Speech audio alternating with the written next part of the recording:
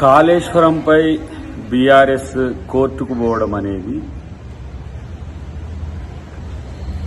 చట్టబద్ధంగా ఏర్పాటు చేసిన కమిషన్ను ఒక రకంగా అవమానించడమే. ప్రత్యేకించి కమిషన్ను వ్యతిరేకించకుండా కమిషన్ రిపోర్టు కాంగ్రెస్కు అనుకూలంగా ఇచ్చిండ్రు అనేది అది పొలిటికల్ స్టేట్మెంట్ మాత్రమే. కాబట్టి దానికి వ్యాలిడిటీ ఉంటుందని ఎవరు కూడా భావించరు. అన్నిటికంటే ముఖ్యంగా అవినీతి జరిగిందని అడ్రస్ అయిన తర్వాత కోర్టులకు పోవడం వల్ల న్యాయం జరుగుతుందని అనుకోవడం అనేది వాళ్ళ భ్రమ.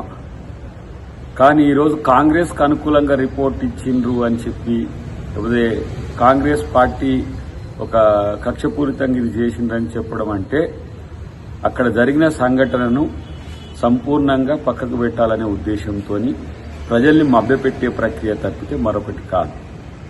కాబట్టి చట్టబద్దమైన రాజ్యాంగబద్దమైన కమిషన్ ఇచ్చిన రిపోర్టును కోర్టులు కాదను అనే విషయం తెలిసినప్పటికీ కూడా ప్రజల్ని మభ్యపెట్టడానికి చేస్తున్న ఒక ప్రయత్నం తప్పితే మరొకటి కాదు.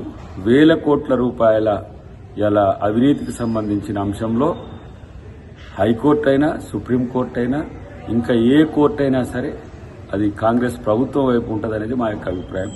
డెఫినెట్గా దీని మీద ప్రజలందరూ కూడా వీళ్ళు చేస్తున్న రాజకీయ రాద్ధాంతాన్ని గమనించాల్సిందిగా మేము కోరుతున్నాం.